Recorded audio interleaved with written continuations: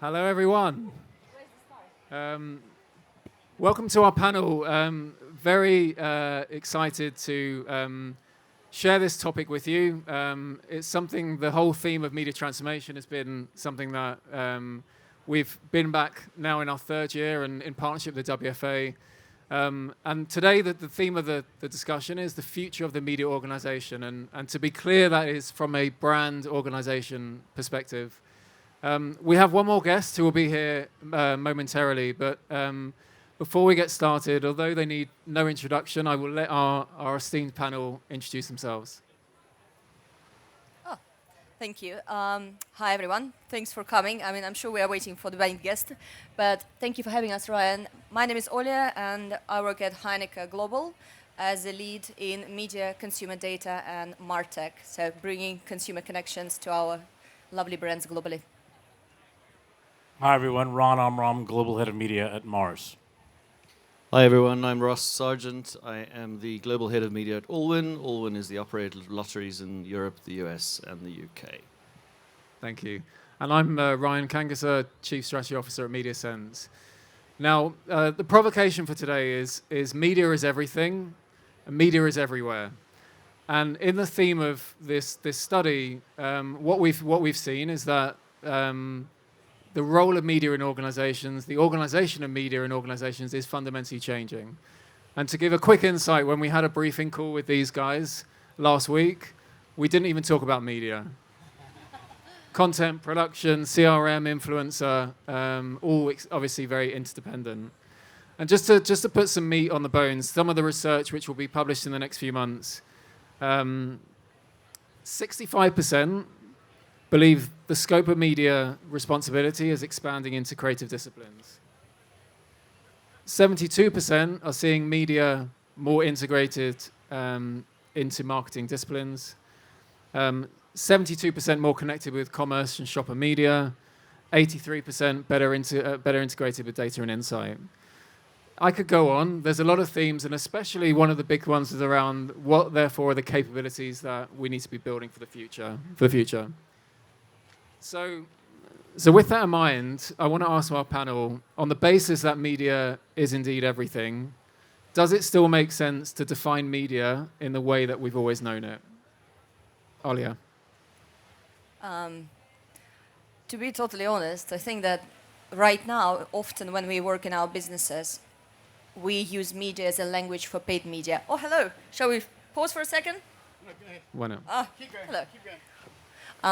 We use media as a paid media definition, which means that it really limits how we are looking into it.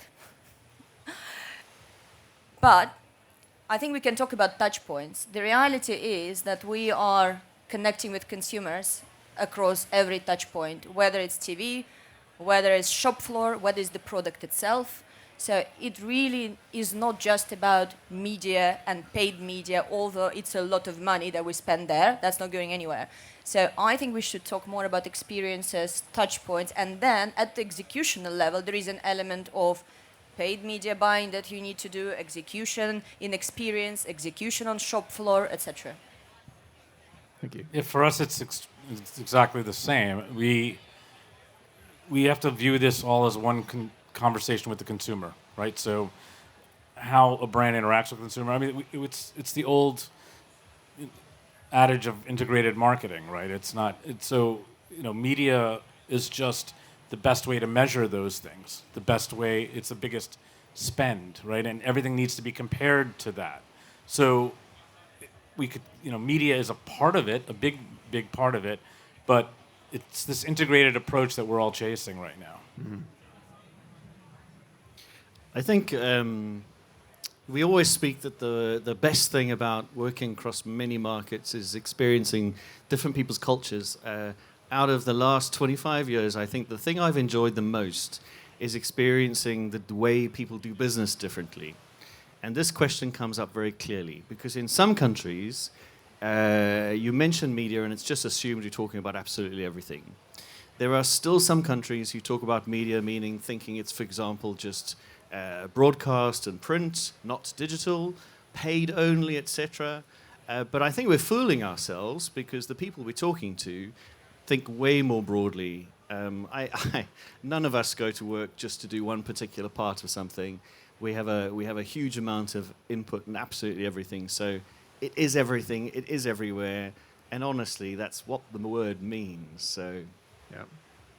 Well, thank you, and also welcome, Sir Martin. Thank you. Sorry for being late. No, you're all good. I mean, the question was, does it make sense to still define media in the same way? Of course, it dictates reporting, it dictates the way agencies are organised and separated. But someone who is building an agency, Yeah.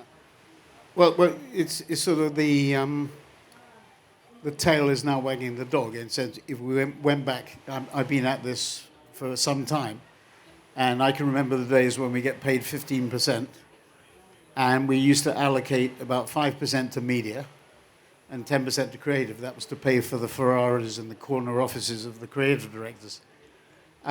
It was a big time of readjustment in the 1990s, shows you how old I am, to a new model, which was media-driven. I mean, the agencies now are basically media-driven. I mean, or the holdcos are. And they derive most of their profitability and most of their growth from their media activities. I mean, I've always thought that the most relevant figure at WPP, for example, was not their revenues, but their billings. I mean, I don't know what Group M post-Mars is doing, but pre-Mars, it was probably still around 60 billion. So it's at least, 58 or whatever. But that was what gave it its strength. And the whole thing has flipped.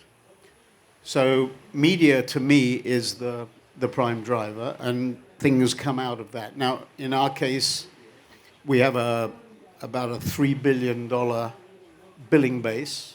We probably control or influence about 6 or 7 billion in total.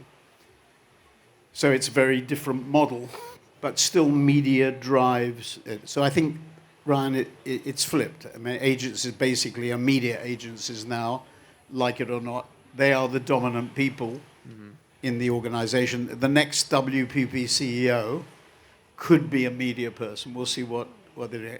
And those media people tend to be more tech au fait and more data au fait. So tech and data, as we see up in the Croisette, is becoming more important than creative. I feel like we may be competing with Cardi B or something. The sound check there. I guess to reflect then internally within your organization. So the research reveals that 1 in 3 brands believe they have the right organizational structure for media. And if you look at most multinationals, they have, lots of silos, whether it's trade marketing, brand marketing, media, creative, production, etc.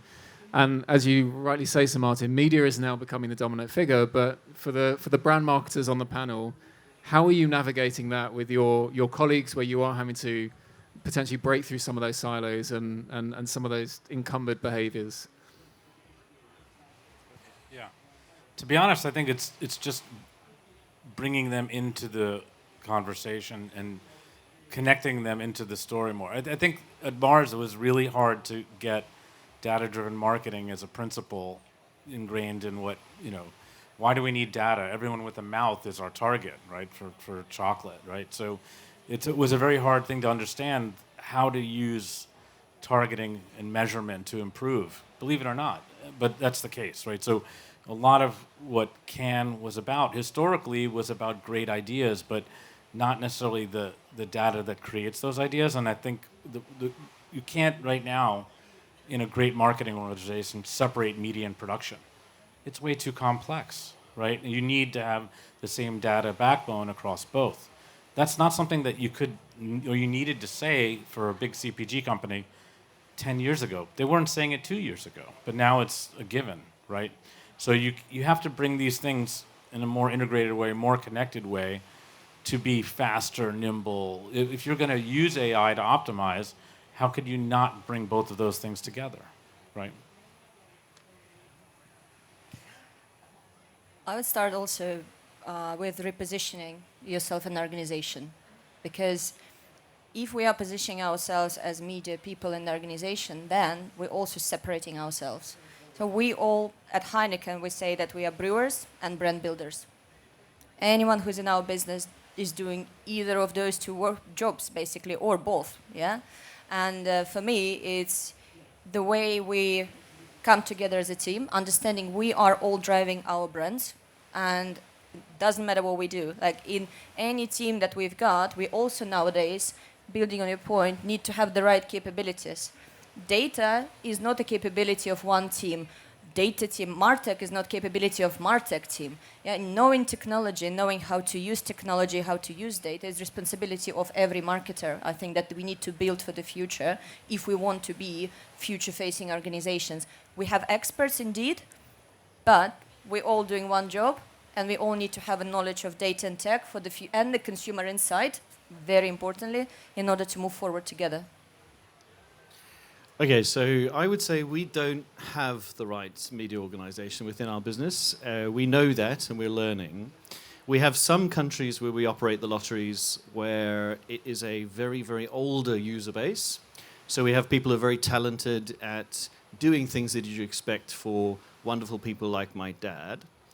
We have other businesses where we have a far more digitally enabled base and maybe younger players, in which case discussions about where influencers fall, where content marketing falls, or at least branded content falls, becomes far more natural to speak about.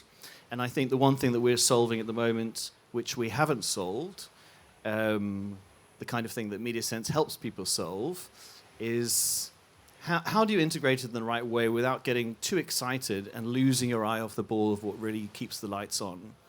I have in previous businesses been guilty of driving us far too close to pursuing the 3 to 4% of the most exciting thing and then forgetting about the 97% of what we do, and at the same time seeing far too many people obsess over that amount of work without giving the other bit the amount of respect that it deserves. Yeah. Also, Ryan, I would love to talk to those people who said that they have perfect organization, genuinely, because I think there is not a lot of them, and it would be great to hear. Yeah. Well, I suspect the D2C brands that don't maybe have some of the legacy is probably easier to navigate. But so Martin, maybe we're just on this question of organization. AI is forcing organizations to change the way they think. I mean, at least 2 of the 3 people on my left are going through or have gone through exhaustive and probably exhausting changes in terms of reviews and looking at what they're doing. And I think the essential challenge is how do you get, on the client side, people to think of themselves as one organization, and on the agency side, similarly. So how can you get people to behave in a unified way? I haven't written a book, and I have no intention of writing a book currently. But if I was asked what is the Achilles heel of clients and agencies, 80 years in, I would say it's politics with a small p. Yep. And trying to fashion geographically or by capability or function an organization to function as one is extremely difficult.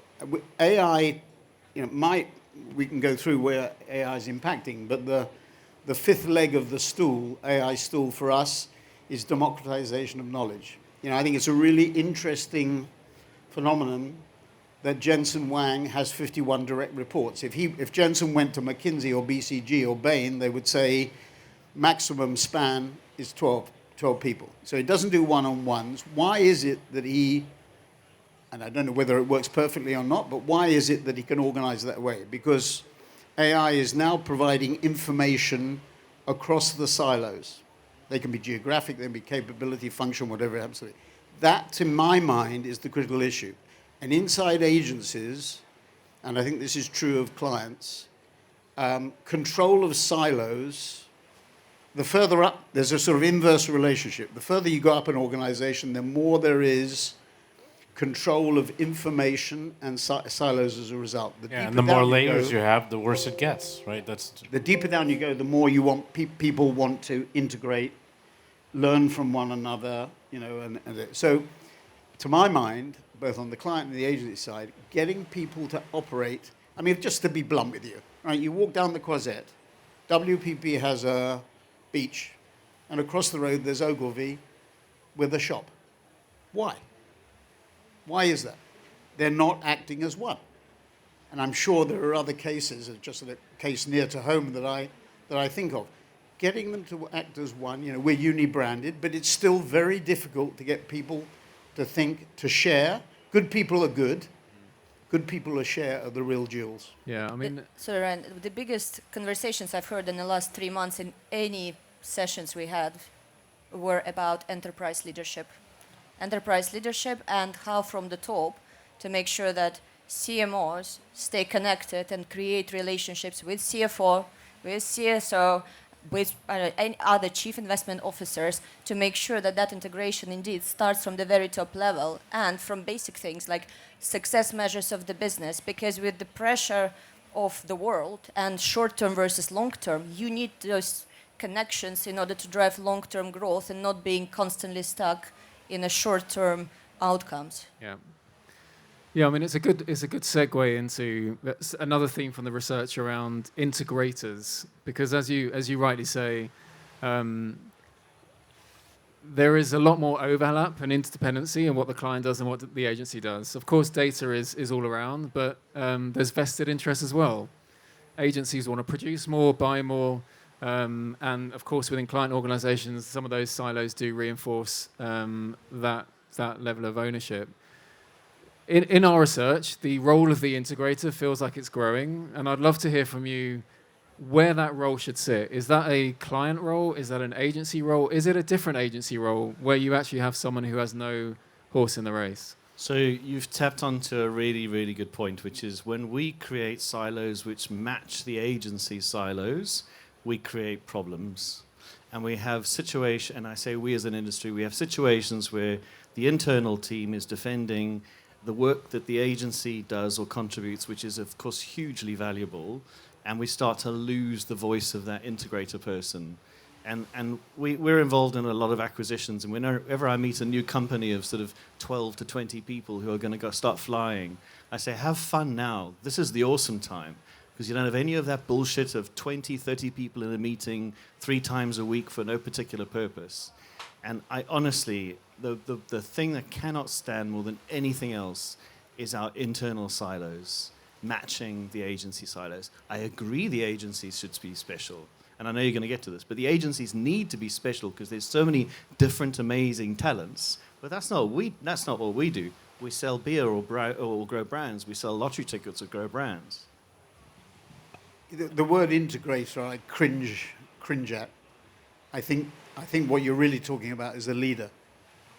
Somebody who can control it. I mean, you've got a lot of companies now where with AI and with quantum and blockchain and metaverse, you can integrate things and direct things much more effectively from the center.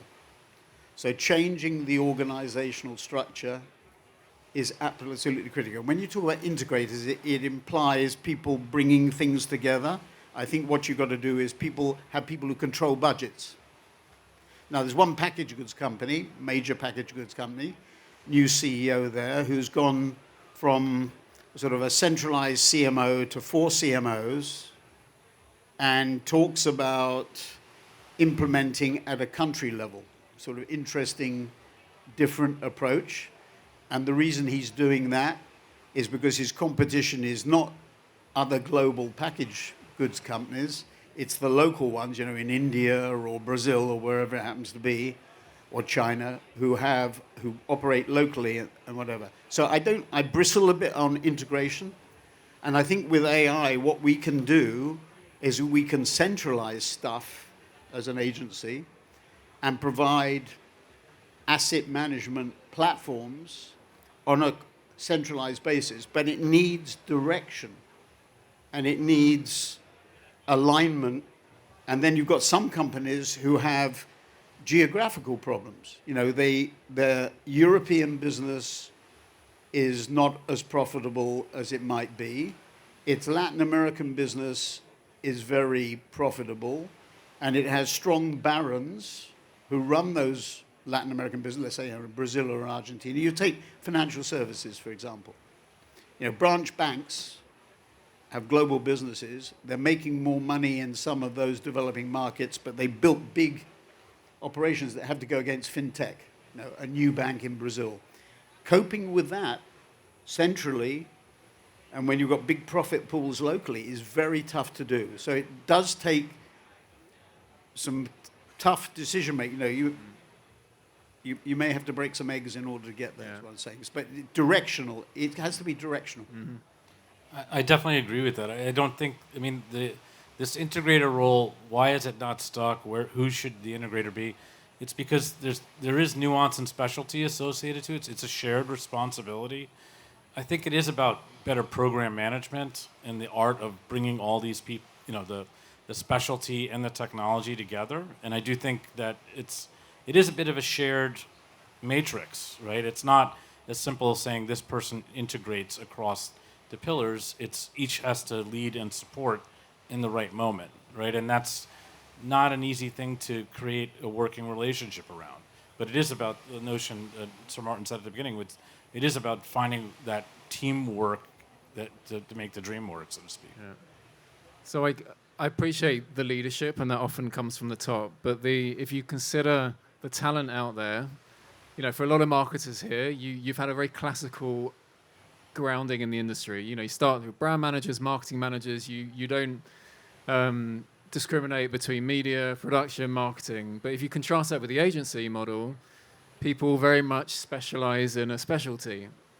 So I guess I wonder how much of the work, and maybe, Sir Martin, you can reflect on this in your own business, for the new graduates and the new folk coming into the industry, are they getting enough stimulus and enough of that classical marketing training so they can actually see around corners as it relates to the need to connect all these different disciplines?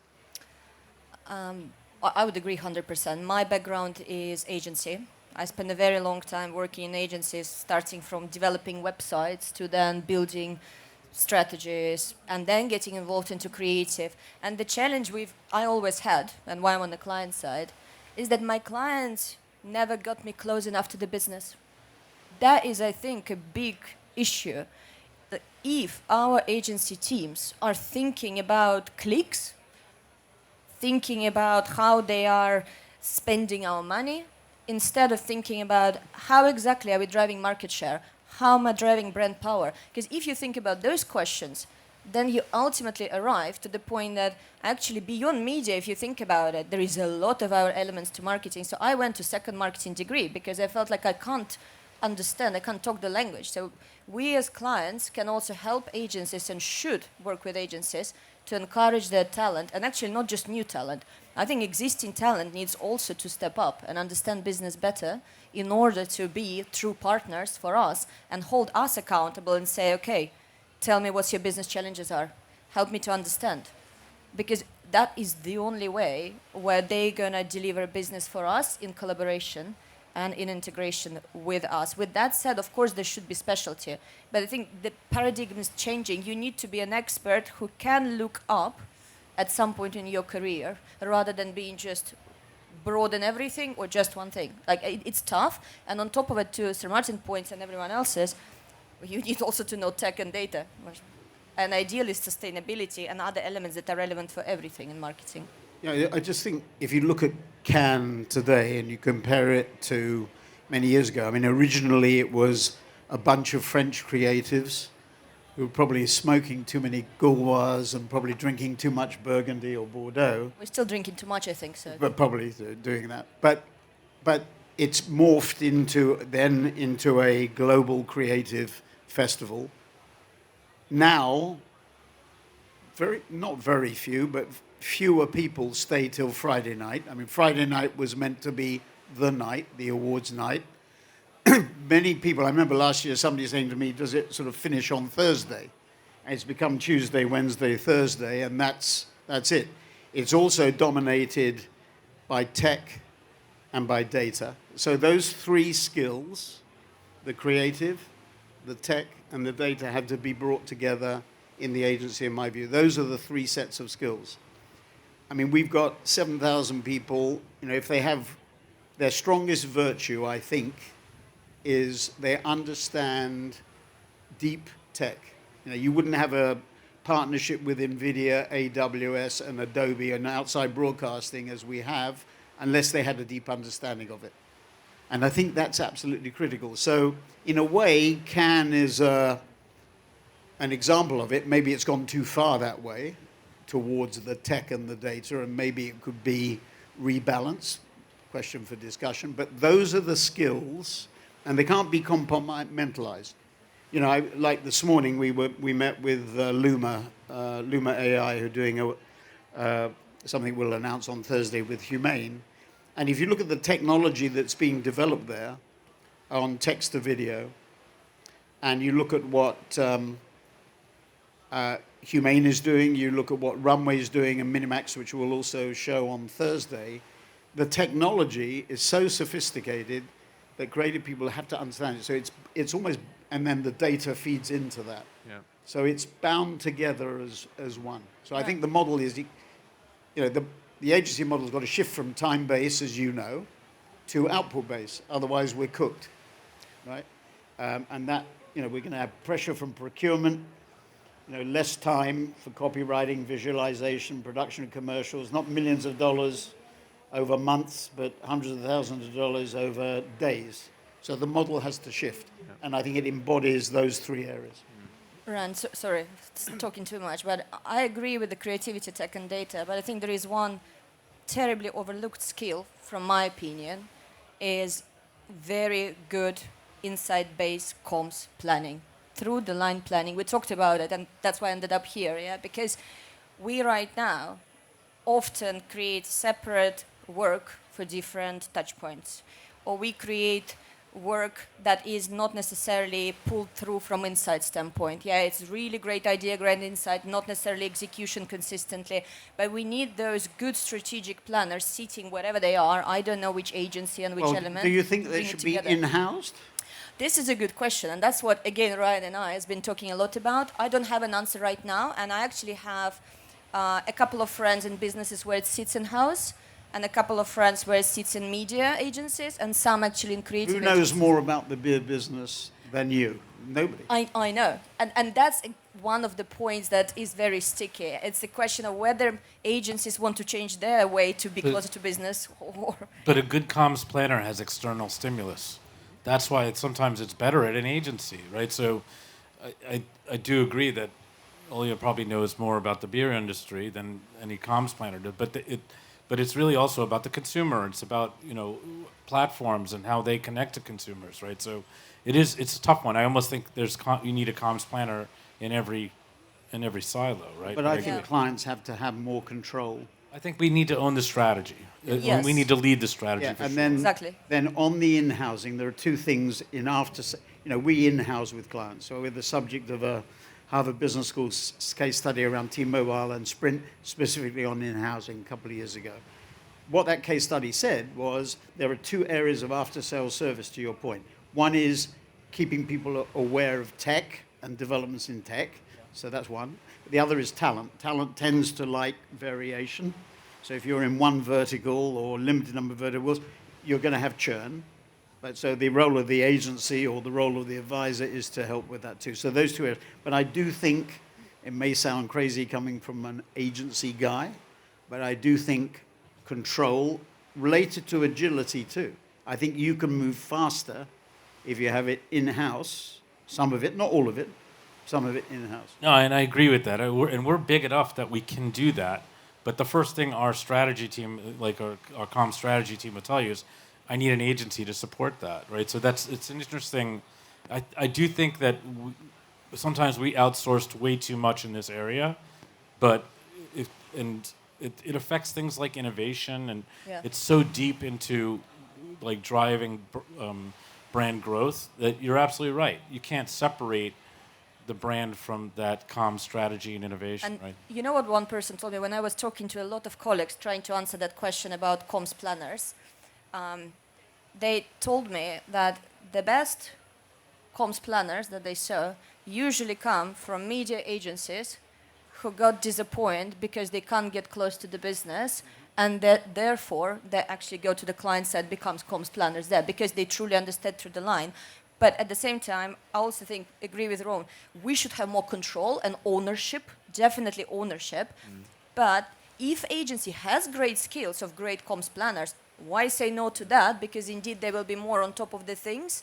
But we need to make sure we connect them to the business and we actually bring them in. And that's where interagency team needs to be interagency team, including also us as a client. Yeah, I mean, it's a really good debate, and as you can see, it hopefully validates why many are thinking about what that future media organization looks like. And what's refreshing is we've historically spoken about in-housing, and it tends to be very downstream around media buying, but actually what you're describing is more those upstream capabilities where you can actually build competitive advantage and leverage what's great about your organizations. But I just want to shift gear a little bit to the role of global, regional, local. Of course, we have some global media directors here. A big theme of the organizational model is what do we own, what do we do in the center, what do we do in the region and local. And I'm just curious how you're thinking about that evolving in the future around whether, in fact, the pendulum is swinging more to local, where maybe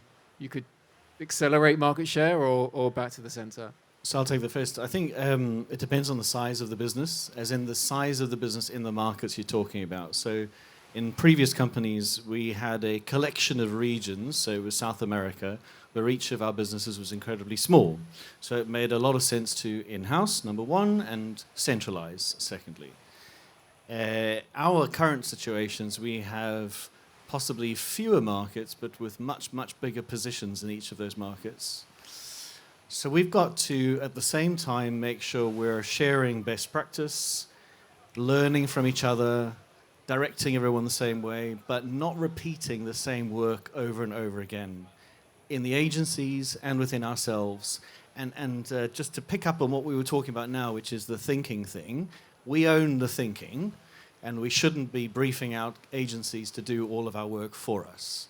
They do brilliant stuff, but they don't do our job. You're saying that applies to comms planning as well? Absolutely. One of the most frustrating things in everything is when somebody believes that they're there to prepare a brief for an agency to do that. Imagine if the lawyer said to you, I prepared a brief for the law firm to do everything you've ever employed me to do. You'd say, fuck off. What a job to have. Wow. Absolutely. That's an easy job. So listen, I would say that there's a huge amount of benefit, as a global head of media, there's a huge amount of benefit from globalization, but you've got to respect the dynamics of what's going on. But look, so I referred to head of a global package goods company who's changing the structure, moving from a more centralized to a more decentralized structure. But I think generally, so let me just give you one specific example. I won't say who, global client we're working for in a region. And a central decision is made to centralize asset creation, production, and distribution. The head of the region doesn't like the central decision. And passive resistance. We sign the deal, we get involved, we start to build the dam, etc. It's not implemented. The client moves the head of that region to another region, brings in the head of another region into that region, puts him in, and then moves his CMO from that region into the region as well, underneath him. And then the critical change, this was 27 countries, 27 different sales organizations. The critical change was the CMO in each country on the client changed their reporting line from the CEO of the country into the center. The point of the story is, and we're seeing it increasingly with AI, unless you alter the structure. So when you talk about, that's why rail against the integrator nomenclature because it doesn't work. You have to have clear lines of authority and budget control in order to implement this stuff. And the interesting thing about AI is it's forcing our clients, I mean, God bless them, not the people here. They want to have tests. They want to do audits. They want to, tinker with the system because they're scared of changing. Get off the pot and make significant change because that's what's needed. And after the tariffs get sorted out, if they ever get sorted out, after they get sorted out, the pressure on everybody to implement change is going to be huge. And the AI revolution will really get underway at scale. At the moment, because everybody's uncertain, all the geopolitical stuff and everything that's going on, and tariffs as well. But after that, I think the opportunity, particularly here in Europe, where growth is low, and every client looks at it as a cost opportunity, not a revenue opportunity, going to be huge implementation. So I think structural organization is critical. And maybe, just given the I mean, not wanting to draw you too much on Heineken, but you have lots of local brands with a very diverse distribution. I mean, how do you think about the role of global media with so much decentralization? Well, I think that, first of all, I would agree that we need to talk about business rather than what is media. Are we centralizing media or not? There is bigger marketing ecosystem, and then there is bigger business ecosystem, where we've got your procurement, your IT, and right now we are so interconnected. Like, how am I going to do a good job in marketing if my IT is structured completely differently and it's based in completely different places and we don't talk to each other? Like, there is a bigger picture. It's about high-performing organizations, and high-performing organizations have various aspects to address, from processes to governance to rewards, to technology, etc. So the decisions indeed need to be made based on structure, based on budget ownership, based on company strategy. Like what is your business strategy, where you are heading, and for me, important piece, like for us, we are all about brewing the joy of true togetherness. We are a very connection-based company. We're a very empathetic company. So culture is another huge important element on driving this change and making decisions. So I think there is no one answer. There is a lot of really difficult and very laborious process to go through to understand what is the current setup, but also thinking about for the next 5 to 10 years, how can you be flexible enough in your structure and the way you set up in order to address new challenges that might come up. Yeah. Because you can't just set something and sit on it for 10 years, or 5 even. Yep. So we're very close to time and appreciate your patience. It's been a fascinating conversation. Of course, a big theme of this is the integration of media and content, which is what is driving the need to change. I'd love to maybe draw everyone, maybe it's a kind of one-word answer in terms of if you think back many decades when media and creative was together to where it is right now, are we now seeing the return of media and creative in the way that, maybe it was some time ago? Ross, why don't we start with you? I want to see special people with special talents in special areas. So with respect, no. I do think they need to work closer together. I'm not saying that they need to be brought into necessarily one house, but I do think more than ever you can benefit from this cohesive approach. So it's a way of working change, in my view, not necessarily a rehousing or you have to build the org to do that. So I think for us it's a redesign for sure. I don't think it's just creative and media. I want my partners to feel like they're part of the business. That's it. Just feel like you are Heineken. You every day wake up in order to come and sell beer and build the brands. That's how I want them to feel, and therefore they will need to work together. That's what I would like them to do, would love them to do. It's a flip model. So if I went back to when we started at Saatchi's and then the early days of WPP, it was a creative-led model. I mean, to get Shelley Lazarus and Chris Jones to form Mindshare was a nightmare in the 1990s. It was only when Thomson and Ogilvy lost so much media business that they finally capitulated and agreed to the formation of Mindshare. It then broke apart with the rise of the media independence and the media dominance. It's coming back together again, but the difference is, like it or not, it's media-led. And the structure of the digital media market, with Google at 250 billion, Meta at 150, Amazon at 60, and TikTok at 40, half the market is in 4 platforms in the West. And there's no getting away from that, and that gets reinforced by their investment in AI. So I think it comes back together again, but the person or the function that leads, it's completely flipped.